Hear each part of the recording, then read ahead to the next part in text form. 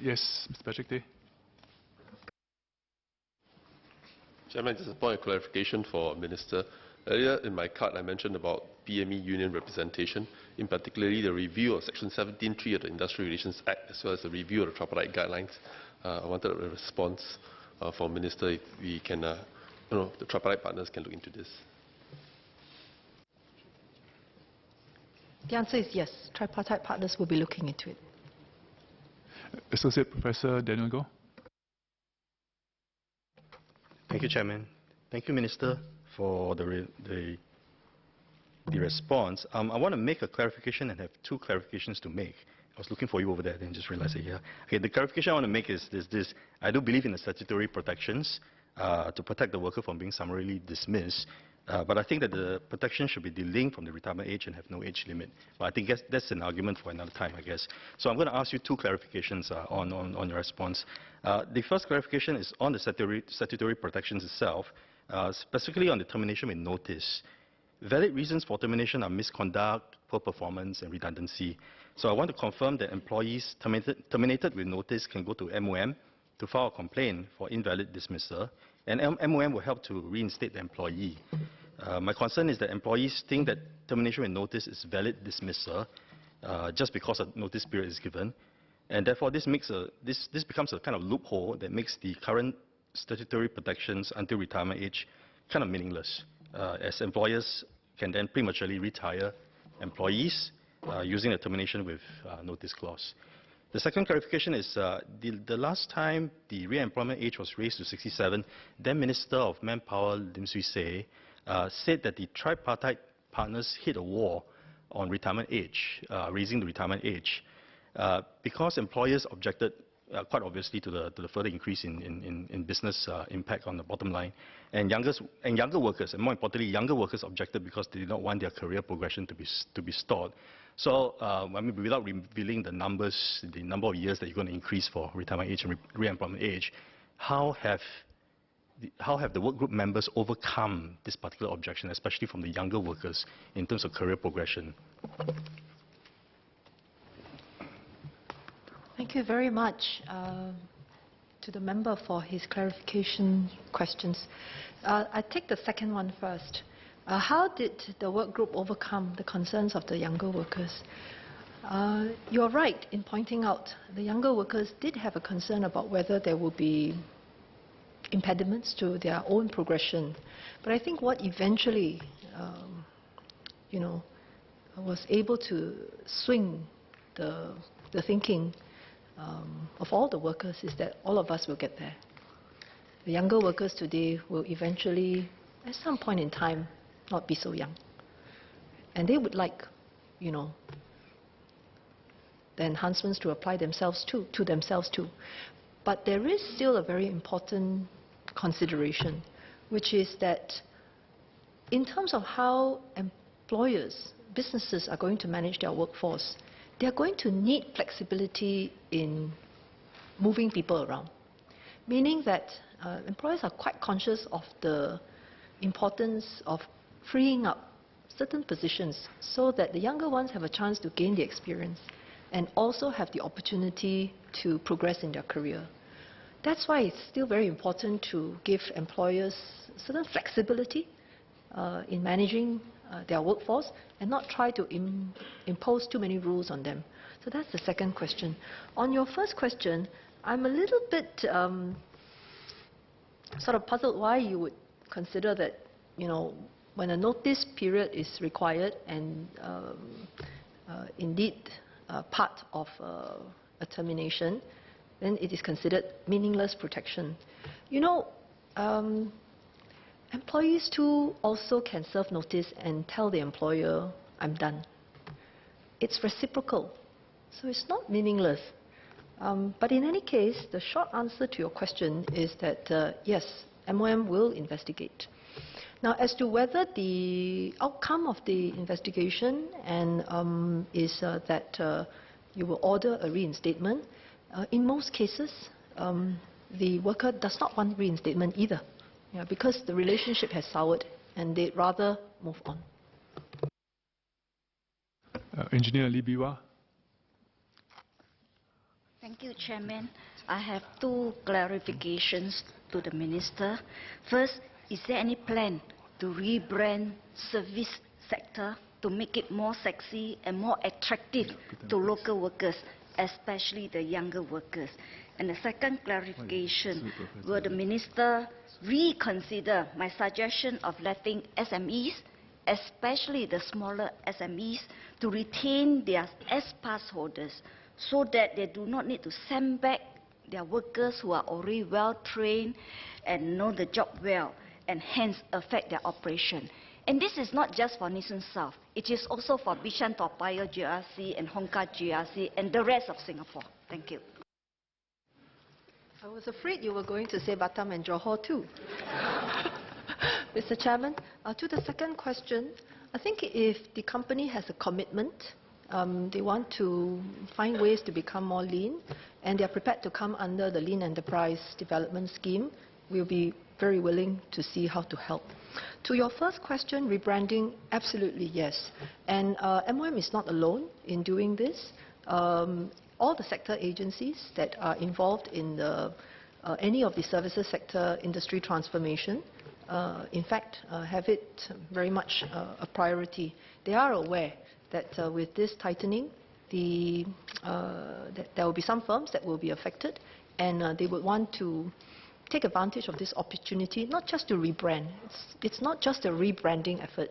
The actual job quality, the content of the work, the way the work is carried out, the work conditions, the hours, and also the terms. I think all this must improve. It is, Chinese say, 换汤不换药, right?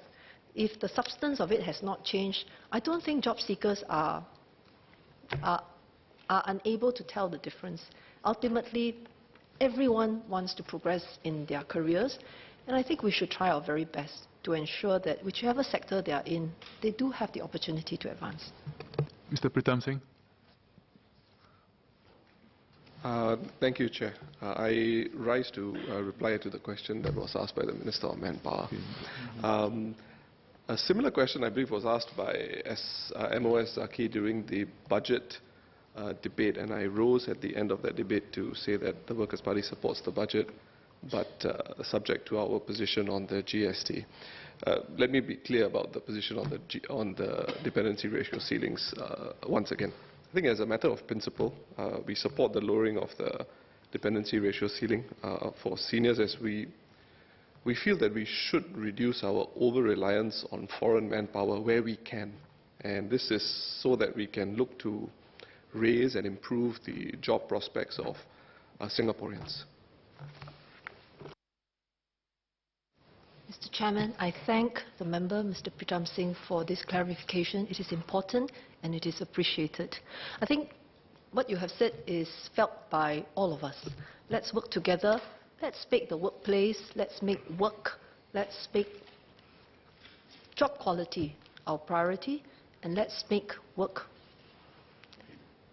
satisfying to as many people as possible. Okay, Associate Professor Walter Teixeira. Chairman, thank you. Minister, I was heartened to hear that retirement adequacy is improving rapidly for the current generation of workers and for women in particular. But I think we are both still concerned about the retirement adequacy of women who spend significant amounts of time out of the labour force. So can we study ways to more formally recognize the contributions that they're making to strengthening our families, for example, through CPF credit for caregiving? This year's budget has already given top-ups which are targeted more or less at such women, and we already spend considerable amounts of money on tax relief for working women. So, we can possibly do more for women who are out of the labour force and who are doing important work at home. Thank you. Mr. Chairman, I believe that there was a motion on caregivers, and I'm not sure whether this subject was discussed then. It's certainly an area that will continuously be reviewed, but perhaps to address your question on the retirement adequacy for women in general, not just those who are involved in caregiving roles. In fact, over the last 10 years, the average CPF balance for women has been growing slightly faster than for men. For women, it was 8.3%. So this is per year. So if you compound it over time compared to the men's 7.6%, the gap is closing. And we, of course, already have tax incentives to encourage cash top-ups and made it easier for members to transfer the savings to their CPF savings to their spouses, parents and grandparents, many of whom are women. So I think in this way we hope to help the women build up their retirement adequacy. And there's one data point that is quite useful. We looked at the members who received top-ups, and after they received the top-up, they reached the basic retirement sum. Actually, 60% of them were women. So that's a good thing. Thank you. Ms. Jessica Tan. First of all, I'd like to thank SBS for sharing on the progress of the flexible work arrangements. I'd like to ask a follow-on question.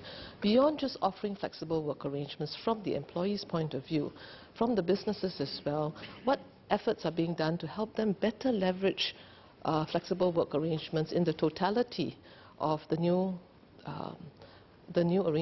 work arrangements that we're seeing, beyond just offering flexible work, but really in the way workspaces are used, in the way technology is used, because there's lots of effort in helping companies be more productive and also getting more productivity from the workers. And in line with that, new skills that workers need to thrive in this new environment, as well as the terms under which work then get measured and also protected.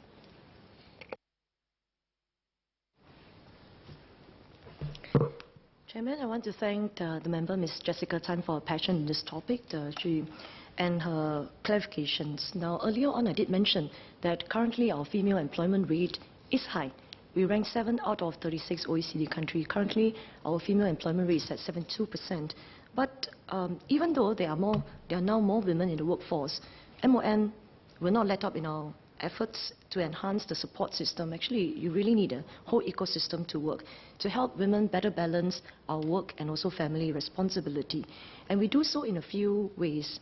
The first one, I spoke extensively about FWA, and it's not just about work-life grant. It's also about sharing with employers how it is also win-win. And there are actually 3 ways to look at flexible work arrangement. It can be flexi time, flexi place, and flexi load. I think Ms. Tan is quite familiar with that. For example, flexi time, some mothers will say that they have to whip up a lunch for their kids. So they work out an arrangement with their boss for them to come in at 10. But they will stay back till about 7 o'clock. That's flexi time. And flexi place is telecommuting, a bit more common. And flexi load really is job sharing, where we want to focus a bit more efforts because it involves job redesign, sometimes also workplace redesign. And this is where Ms. Tan is absolutely correct. We can now leverage on technology as an enabler to help us redesign jobs such that not just the rank and file jobs that can be redesigned, but also the PMET's job.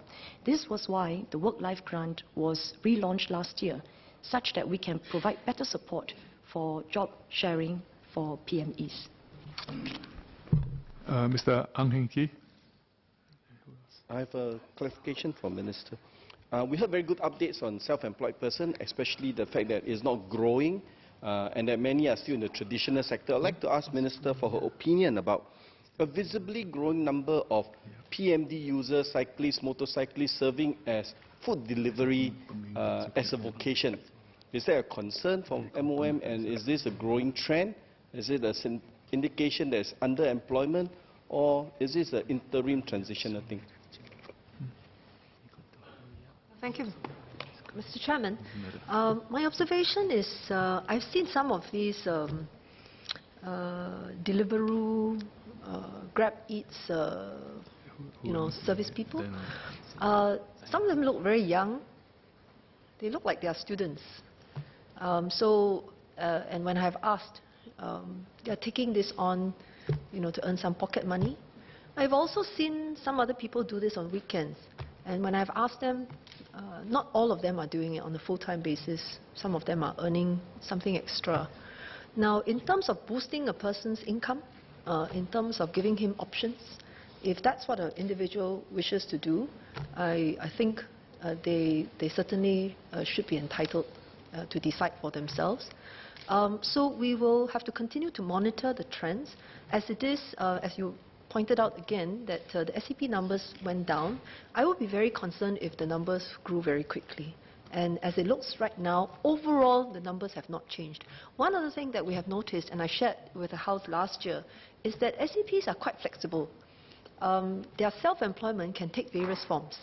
There were occasions where we noticed that people had chosen to switch into driving private hire cars because the incomes that they got was better than, for example, selling real estate, because the real estate market is quieter. So there is some movement amongst the different occupations within self-employment. Mr. Peng Eng Huat. Thank you, Chair. Just a question for the Minister. I'm happy to know that the PEA is not going up, but would the Minister consider lowering the PEA and let the member decide? Because the trade-off, if you have an early withdrawal, you're going to get less, and you delay your withdrawal, you're going to get more. Let the member decide. Means having a PEA at 60.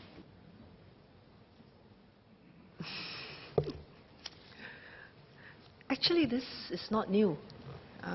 Workers' Party has called for it previously, and the government has also taken pains to explain what the considerations are, essentially to do with extended longevity, and also being mindful of what other countries are doing. So I happen to have addressed this question quite recently in Parliament, and my answer has not changed. So, with your permission, Mr. Chairman, I suggest we move on. But Mr. Peng actually also made some other references on CPF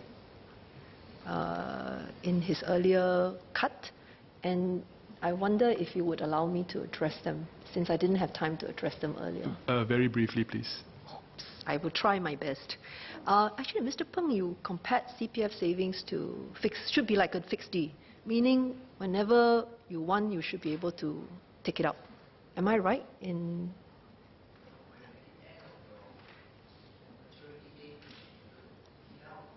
At the end of the maturity date, you should be able to take it out with interest. Thank you. That is exactly what the practice is. Members can withdraw their payouts any time from 65.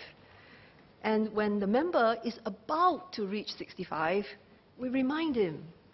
And if he does not instruct us, we roll over his FD because it earns him more money. Then we write to him again and we remind him year after year. And if we don't do that, but instead, the moment you turn 65, I terminate your FD and let your savings go into the current account, which earns much less interest, we cause him to earn less money. So, Mr. Peng, which bank will you be more happy with? The one that rolls over for you automatically because it earns more, or the one that quickly terminates it and let it earn less? Mr. Zainal Sapari. Chairman, my question is for MOS Zaqy. I'm glad that MOM will encourage building owners to provide rest areas for outsourced workers. But the reality is that many building owners, they need to carve out existing areas to be rest areas, and this would involve increasing their gross floor area. And there will be a developmental charge.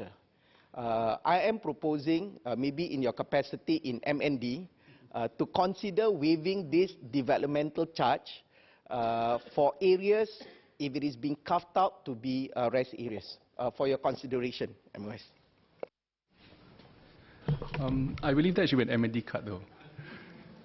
But having said that, good that members are concerned in this area. But as I mentioned at the start, we start with cleaners first, because we know that it's the right thing to do, but it's not going to be easy for everyone. So that's why even for hawker centres, we start the new ones first. And the old ones, as they retrofit, they upgrade, we will work with NEA to see how we can provide those. And certainly for buildings, I can also understand some of the difficulties. But certainly, if you file a card in the MND, we will take a look at that. Thank you. I think we've got time for two more. Ms. Anthea Ong. Thank you, Chairman. Thank you, Minister. I'm very heartened to see that more efforts are being made by MOM to promote more workplace well-being, like increasing the work-life grant from 30 million to 100 million, and also the increased adoption of FWA. And all this contribute to, obviously, employee well-being. This is maybe a question more in terms of updating our workplace health and safety to embrace total health and safety that includes psychosocial well-being, because we are already doing it, but the Workplace Health and Safety Act is still very much skewed towards the physical health and safety. Could Minister please give clarification on that? Thank you.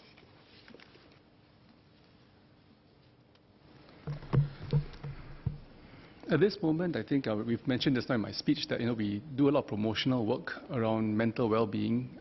So I'm not sure exactly which aspect of workplace safety and health do you want to include that in. But really, a lot of the work that we do today looks at safety issues, occupational diseases. But at this moment, I don't think it covers mental health injuries or injuries that result in mental health issues and so forth. So I think it's not there yet. But still something we will study in future. So if member is specific in terms of what areas that she thinks we could work on, we're happy to work with you and consult you on this one. Thank you. Thank you. Yep, time for one more. Ms. Fumiha. Thank you, sir. I have two clarification questions for the Minister. First is, Minister, I asked during my cut for the really low-income seniors, where they have little family support, they qualify for silver support, they don't own a property to unlock, and I know the previous answers were, if CPF is very low, they get silver support. So I would like to ask, I asked in my cut, if you combine those who qualify for silver support and their CPF, how far are they from the $700 of basic retirement sum per month?